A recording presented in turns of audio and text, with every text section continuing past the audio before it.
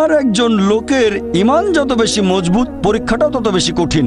তাকওয়া যত বেশি থাকে, আল্লাহ তত কঠিন পরীক্ষা দেবেন। আপনি কোথাও এমবিবিএস নিয়ে পড়াশোনা করছেন কারণ বেশি নম্বর পেয়েছিলেন এইচএসসিতে, সেজন্য এখানেও পরীক্ষা কঠিন। এমবিবিএস পাশ করাটাও বেশ কঠিন। তাহলে এখানেও নবী রাসূলগণের তাকওয়ার সাথে সাধারণ মানুষের তাকওয়ার কোনো তুলনায় হয় না। যেহেতু তারা ছিলেন নবী এবং রাসূল, তাই তাদেরকেও পরীক্ষা করা হয়েছে। কোনো নবী রাসূলকে এই পরীক্ষা না নিয়ে ছেড়ে দেওয়া হয়নি।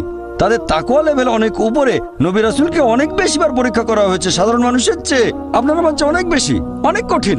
তাহলে আপনার তাকওয়া যদি বেশি হয়, আল্লাহ আপনাকে পরীক্ষা করবেন। সত্যিকারের মুমিন কোনো বিপর্যয়ের মধ্যে পড়লে বলে, সুবহানাল্লাহ, সকল প্রশংসা আল্লাহর, আলহামদুলিল্লাহ। সে ধরে নেয় এটা একটা পরীক্ষা। কোনো বিপর্যয় আসলে সেটা হয় একটা পরীক্ষা অথবা একটা শাস্তি। নবীগণের তাকওয়া অনেক বেশি, তাদের জন্য এটা শাস্তি না, এটা পরীক্ষা। আর তারা পাশ করেছেন। যদি কারো জীবনে কোনো ভালো কিছু ঘটে, সেটা হয় একটা পুরস্কার অথবা পরীক্ষা। সম্পদ হতে পারে পুরস্কার অথবা একটা পরীক্ষা। ভালো কোনো কিছু ঘটলে সেটা হয় পুরস্কার, নয়তো একটা পরীক্ষা। অনেকে আল্লাহর পথ থেকে দূরে সরে যায়, তারপরে বলে আমাকে সম্পদ দাও, আল্লাহর সম্পদ দেন। তারপরে তারা পরীক্ষায় ফেল করে। তাহলে এই পৃথিবীতে তারা তাদের ইচ্ছে মতো আরামায়েশ করে, কিন্তু আখিরাতে শুধু ক্ষতিগ্রস্ত হয়। দান একটা পরীক্ষা, সন্তুষ্ট হওয়া পরীক্ষা, সন্তান সন্ততিও পরীক্ষা। অনেক সময় আমরা মুসলিমরা আল্লাহ তাআলার কাছে অভিযোগ করি যে আল্লাহ, তোমার কাছে এত দোয়া করি তবু তুমি কবুল করো না কেন? আল্লাহ পবিত্র কোরআনে বলেছেন, তোমরা আমাকে ডাকো, আমি তোমাদের ডাকে সাড়া দেব। তবে আমার আপনার ডাকে আল্লাহ সবসময় সাড়া দেন না। পরস্পর বিরোধী মনে হচ্ছে। আল্লাহ বলেছেন আমাকে ডাকো, আমি সাড়া দেব। তবে অনেক সময় দোয়া করছি কিন্তু কবুল হচ্ছে না। আল্লাহ পবিত্র কোরআনে বলেছেন সূরা বাকারা অধ্যায় নম্বর 2 আয়াত 216, তোমরা যা পছন্দ করো সেটা হয়তো তোমাদের জন্য ভালো না, আর যেটা পছন্দ করো না সেটা হয়তো ভালো। তোমরা এটা জানো না, তবে আল্লাহ জানেন।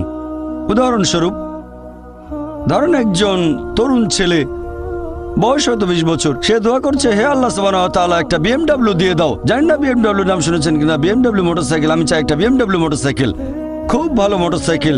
ছেলেটা দোয়া করলো, আল্লাহ সাড়া দিলেন না। হয়তো আল্লাহ জানেন যে আল্লাহ যদি তাকে মোটরসাইকেল দিতেন, সে অ্যাক্সিডেন্ট করতো, পা ভেঙে ফ্র্যাকচার হতো, পঙ্গু হয়ে পড়ে থাকতো।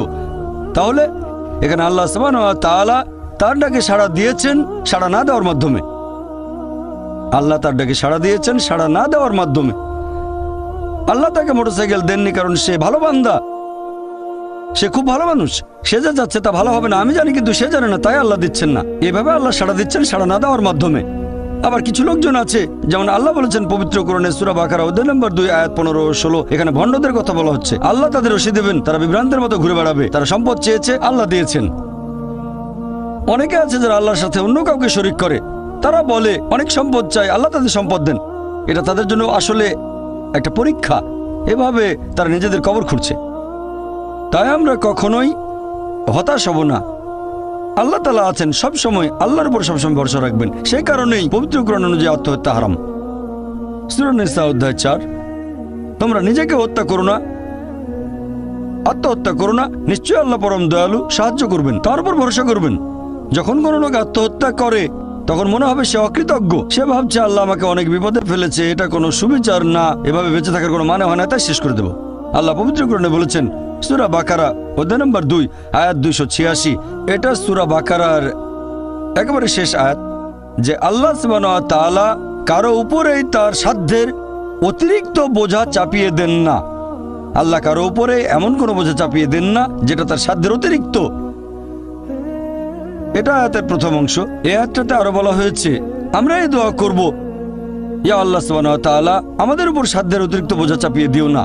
আয়াতের প্রথম অংশে আল্লাহ কথা দিয়েছেন যে আমাদের উপর তিনি সাধ্যের অতিরিক্ত বোঝা চাপাবেন না। তাহলে আমরা কেন দোয়া করব যে হে আল্লাহ আমাদের সাধ্যের অতিরিক্ত বোঝা চাপিয়ে দিও না? এর কারণ হচ্ছে আমরা নিজেদের কবর খুঁড়ি, আমরা নিজেদের উপর সাধ্যের অতিরিক্ত বোঝা চাপিয়ে দিই, সমস্যা বাধা আমরাই বলছি অনেক সম্পদ দাও, আল্লাহ দিচ্ছেন।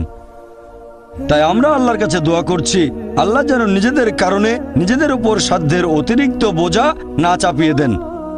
আমরা সবসময় আল্লাহ তাআলার উপর ভরসা করব, একমাত্র তার ইবাদত করব। তিনি আমাদের স্রষ্টা, আমাদের অস্তিত্বের পেছনের উদ্দেশ্য হচ্ছে আল্লাহ সুবহানাহু ওয়া তাআলার ইবাদত করা, অন্য কারো নয়।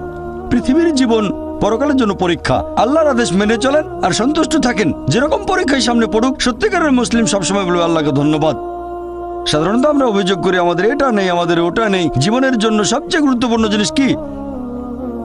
কেউ বলবে খাবার, কেউ বলবে পানি, সবচেয়ে গুরুত্বপূর্ণ বাতাস। কয়েক মিনিটের জন্য নিঃশ্বাস বন্ধ করেন, মারা যাবেন। আমাদের মধ্যে কেউ কি আল্লাহ সুবহানাহু ওয়া তাআলাকে এর জন্য ধন্যবাদ জানিয়েছেন যে বাতাস দিয়েছো সেজন্য অনেক ধন্যবাদ? আমাদের মধ্যে কতজন এটা করেছে? আমরা কি এটা বুঝতে পারছি? ফ্রি বাতাস তো ফ্রি পাচ্ছি আর কি। আমরা শ্রদ্ধা করবো আল্লাহ তাআলার নিদর্শনগুলোকে, শ্রদ্ধা করবো আল্লাহর নিয়ামতগুলোকে,